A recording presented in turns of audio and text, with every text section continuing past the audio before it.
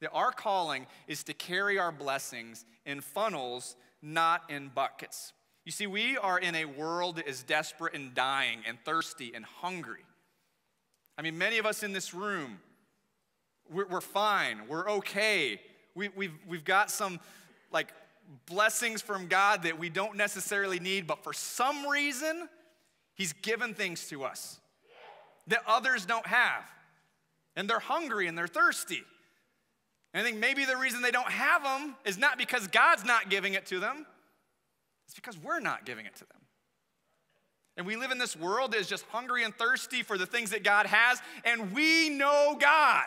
We understand Jesus. We know the path to Jesus. But some of us, what we're doing is we're taking all of our blessings and we're carrying our blessings in buckets. We're incredibly grateful. We just came out of Thanksgiving season. And we told God how grateful we are for the things that he's put in our bucket. Some of these things that we need.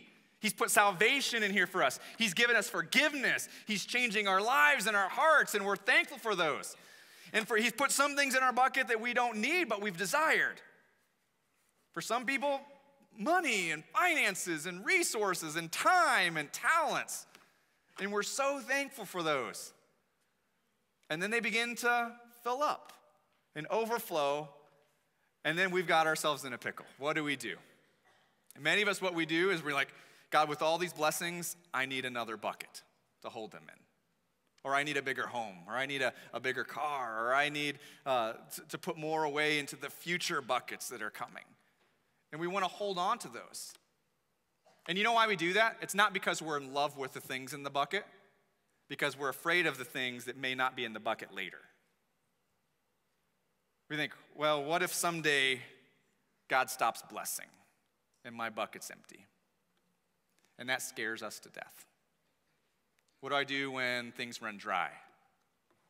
What do I do when this God who blesses stops blessing? And really, it's a trust issue of God. We look to our God and we say, God, thank you for these, but I'm not sure it's going to last, so I'm going to hold on to these. And Jesus knows that we serve a God who is rich with blessings. In fact, after this parable, if you want to read after church, read on about how he tells them, don't worry about your bucket being empty. Like God takes care of the flowers, he takes care of the birds, he's going to take care of you. If you put him first, you never have to worry about your bucket going dry. Like you only run out when God runs out, and God does not run out. And a better attitude to have is instead of carrying our blessings in buckets, what if we carried our blessings in funnels? Because I think that's what God calls us to do. As Christians, we carry our blessings in funnels instead of bucket. And the joy about carrying blessings in a funnel is that every time God puts something inside, a little bit of it goes out. God puts blessings in, and we release blessings out. And you know what the best part about that is? Whenever you hold your blessings in funnels, everywhere you go, you leave a trail of blessings behind you for other people. And that's what Jesus is after. When he gives you blessings, he wants you to enjoy it, but he also knows we live in a desperate, dying world. And so he blesses you so that you can go off and bless others.